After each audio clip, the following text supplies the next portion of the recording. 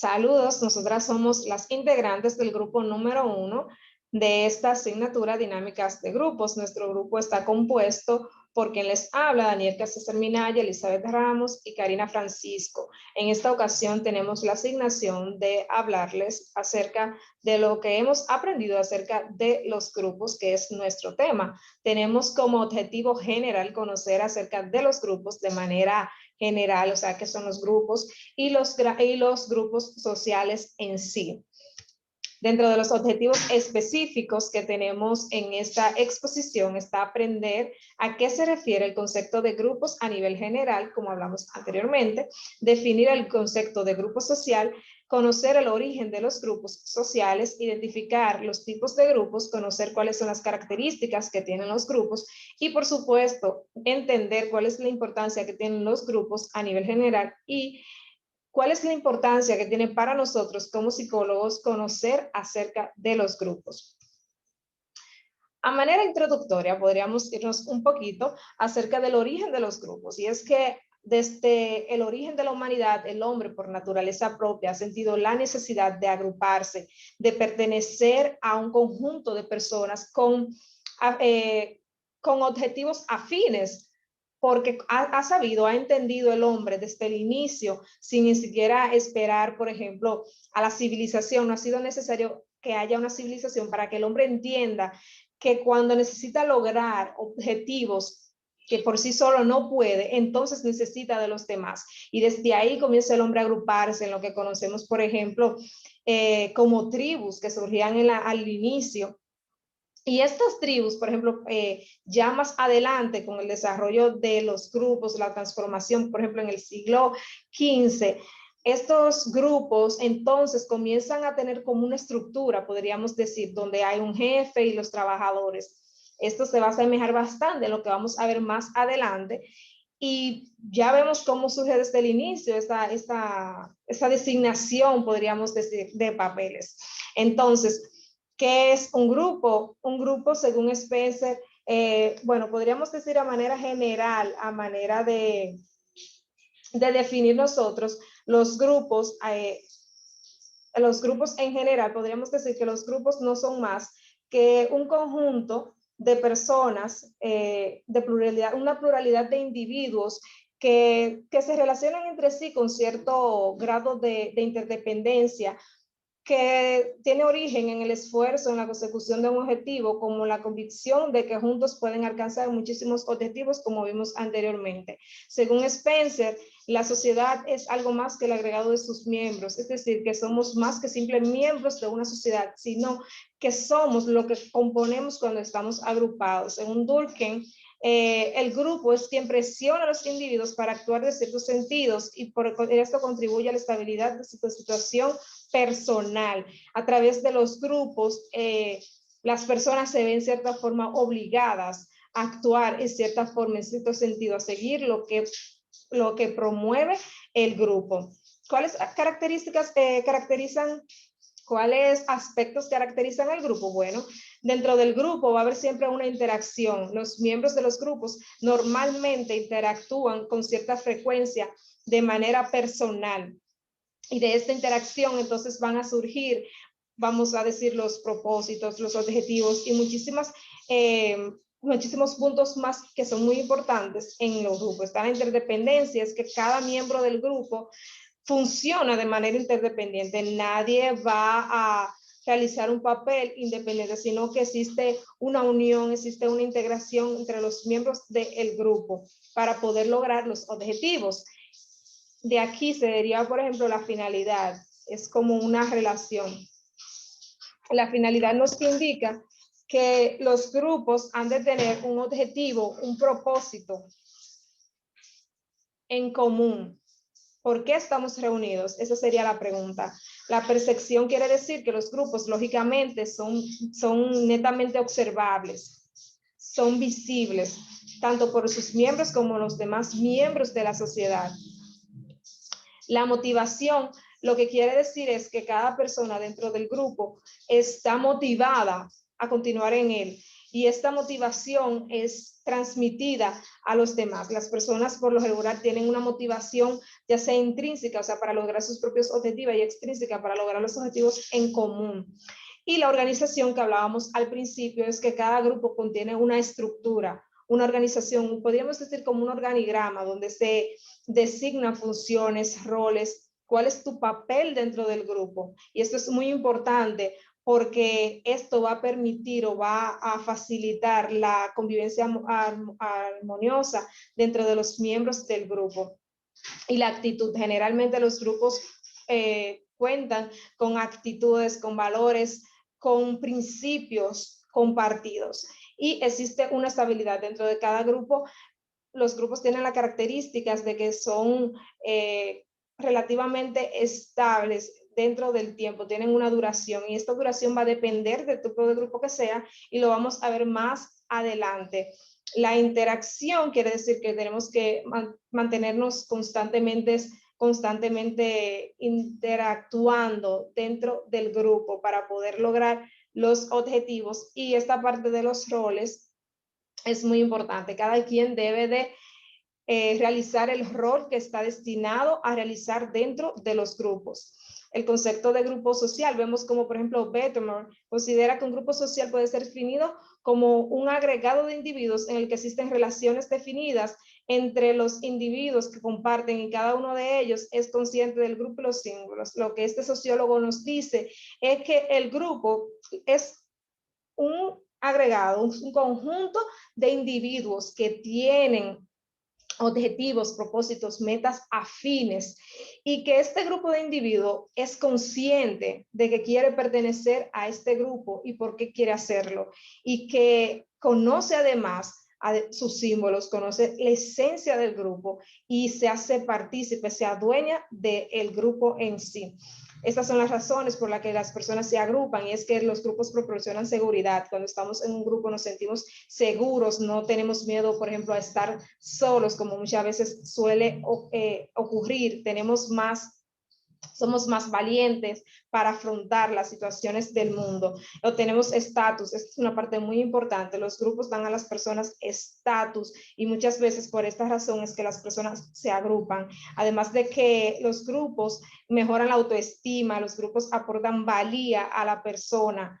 Es decir, si tú eres una persona con autoestima baja, y vamos a ver más adelante dentro de la importancia, entonces estar agrupado, eso te va a fortalecer, eso te va a aportar a ti muchísimo valor. Entonces de aquí es la importancia de agruparse.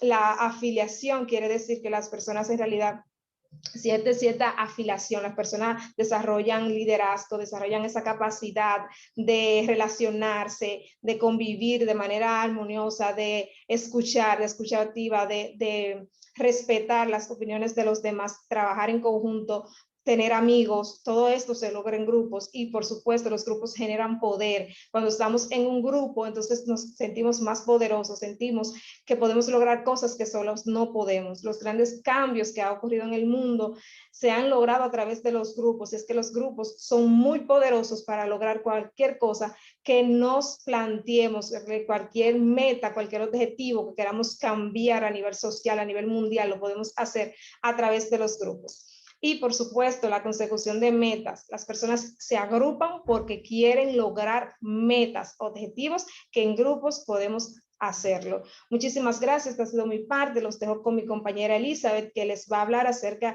de los tipos de grupos. Bien, buenas. Ahora vamos a continuar con esta presentación y hablar acerca de los grupos. Tenemos en primera instancia lo que son los grupos sociales ya mencionados, que también se pueden mencionar como grupos orgánicos. Estos son un conjunto de personas que desempeñan roles recíprocos entre sí dentro de la sociedad para fomentar pues, el desarrollo de la misma, ya sea personal e individual. Dentro de ellos podemos mencionar los grupos primarios, que estos grupos también se caracterizan por ser pequeños y por crear ese vínculo entre las personas, ese vínculo personal que nace en ellas. Suelen también ser perdurables durante todo el tiempo, como por ejemplo en la familia. Tenemos también los grupos secundarios, que estos incluyen relaciones temporales e interpersonales, a diferencia de los grupos primarios, y están orientadas a cumplir metas y objetivos. Estos no son tan duraderos, ya que las personas pueden sustituirse unas con otras. Tenemos también los grupos voluntarios, que esto son los grupos que en conjunto trabajan para alcanzar objetivos, para un fin común, donde de forma voluntaria pues pertenecen a estos con la finalidad de cumplir algún objetivo común entre ellos. Tenemos los involuntarios, que son donde pertenecen las personas que muchas veces generalmente no están por voluntad propia, como por ejemplo la familia, que no decidimos dónde nacer, sino que aceptamos pues la condición donde nacemos. Podemos también mencionar los grupos de referencia, que se utilizan con la finalidad de evaluar y determinar la naturaleza de un determinado individuo o característica del grupo y otros atributos sociológicos. Muchas veces cuando queremos tener referencia de algo y pertenecemos a un grupo, pues así nos podemos informar de qué tipo de grupo es, qué se hace, cómo conviven. Entonces, esos son los grupos de referencia. Tenemos los grupos de encuentro, que es un conjunto de personas que se relacionan también entre sí, que comparten aspectos de sus potencialidades. En ellos se pueden dar a conocer tipos de personalidad y las diferentes emociones que cada uno proyecte. Continuamos con los siguientes.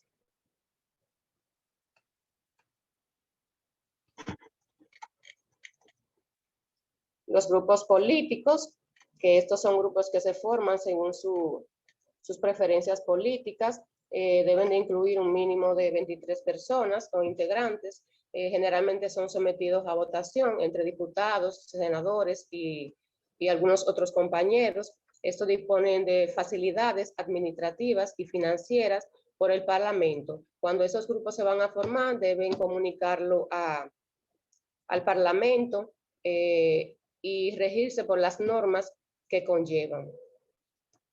Continuamos. Podemos mencionar también los grupos religiosos, que este es un grupo de personas con afinidades comunes, tales como culturales, religiosas, políticas, entre otras. Estos grupos muchas veces son criticados por la religiosidad, ya que hay diferentes religiones y muchas veces son criticados por las personas. Se caracterizan también por compartir objetivos comunes, de manera especial ponerlo en práctica. Continuamos también con los grupos intragrupo y el extragrupo. El intragrupo está constituido por un número de personas en cuya presencia el individuo se siente a gusto y como en casa. Esa persona generalmente se sienten parte de una familia y se llevan mutuamente bien con todas las normas, los valores, las reglas y las condiciones que en ellos se presentan. Tenemos también el extragrupo, que este lo constituye un número de personas con las cuales un individuo siente que no tienes intereses en común. Sabemos que somos personas diferentes, que pensamos diferentes y actuamos de forma diferente. Entonces, muchas veces esas personas que se sienten excluidos de estos grupos, se le puede llamar que pertenecen a estos extragrupos. Por último, continuamos con los grupos también formales e informales, que están compuestos por los individuos que comportan directamente a determinados jefes. Estos grupos suelen tener una estructura sólida en donde cada integrante pues le pasa información al que tiene mayor rango. Por ejemplo, tenemos una institución, un colegio o algo, la directora y sus docentes. Entonces, entre esta formalidad está entre los docentes, le pasen todas estas informaciones y le den asuntos importantes de sus acciones. Tenemos los grupos informales, que nacen de los mismos grupos formales, que estos son alianzas que no tienen una estructura formal ni están definidos por la organización. Son formaciones naturales del entorno laboral que surgen en respuesta a la necesidad de contacto social. En este se crea pues un vínculo dependiendo de cada persona, de cada individuo, sin tener una estructura, más bien un vínculo de amistad para compartir. Por último, tenemos los grupos terapéuticos, que es la construcción colectiva de un espacio, un tiempo donde se unen los pacientes con el psicólogo para trabajar juntos en equipo y para descubrir y experimentar y comprender el proceso de crecimiento de cada uno, ya sea personal y grupal. Estos miembros suelen muchas veces manifestar sus emociones y todo lo que sienten, se llevan bien, les sirven como terapia, pues expresar todo lo que sienten, cómo les va, cómo surgen todas sus cosas interiores que tienen. Y esto les sirve como de terapia para el buen desarrollo de su personalidad. Muchas gracias. Continuamos con nuestra compañera Karina. Buenas, mi nombre es Karina Francisco. Yo le voy a continuar con la importancia de los grupos. Bien, como sabemos, como podemos saber, desde pequeños nosotros pertenecemos a un grupo y este es el grupo de la familia. Aquí obtenemos lo que es el estatus como hijo y tenemos que desempeñar el rol, o sea, tener comportamiento como hijos. Ya más adelante, nosotros entonces desempeñaríamos nuestro estatus como esposa, esposo, entre otros. Como sabemos, los grupos están formados por personas, estas desempeñan roles específicos y recíprocos, más bien donde los individuos deben cumplir con las normas y los valores que han sido acordadas entre ellos mismos. Todos los grupos tienen lo que es un objetivo a cumplir. También los grupos suelen ser muy importantes, ya que por medio de esto se consigue que cada persona que pertenece en él se vuelvan responsables y enfrenten lo que es el estatus o cargo que le opongan. Aquí es donde aprenden a ser independientes y cumplen con la empatía entre todos. También mediante los grupos, al ser tan importante, podemos conseguir lo que son aprendizajes, que es aprender a trabajar en equipo. También aumenta nuestra seguridad, no nos sentimos inseguros al sentirnos apoyados con los demás. También mediante los grupos, estos nos enseñan a cumplir con nuestro cargo. Aquí cada quien está encargado de cumplir con algún desempeño. Por ejemplo, si estamos en un grupo, a alguien le toca hacer diapositivas, si es universitario, otro repartir temas y sucesivamente. También esto enseña a cada participante a aportar en todo lo que se le pide ayuda. Todo participante debe buscar ideas para mejorar lo que es, para mejorar las oportunidades de poder conseguir el objetivo por el cual van. Las personas aquí se sienten con poder, con valentía de poder seguir hacia adelante tras ese objetivo que todos tienen en común. Esto enseña también a las personas a administrarse, donde no se sientan menos, sino que traten poco a poco de comunicarse con los demás y se vuelvan empáticos. También, ¿por qué es importante que el psicólogo conozca de los grupos? Como sabemos, los psicólogos se encargan de analizar lo que es el proceso cognitivo, el proceso efectivo y el proceso conductual de las personas. Entonces, es importante que el psicólogo tenga conocimiento sobre este tema para que pueda inculcar a sus pacientes sobre los beneficios de estos, hacerles saber que mediante los grupos aprenderían a ser empáticos, pero también aquello que no pueden lograr solo, lo lograrían con más compañeros, que aquí conseguirían lo que es una buena autoestima, se sentirían que pueden hacer aquello que no podrían hacer solo. Y también aprenderían a ser responsables y a buscar más objetivos junto a los demás. Finalmente, por el grupo completo, le vamos a dejar lo que es una frase. Solos podemos hacer pocos y juntos podemos hacer mucho. Muchas gracias.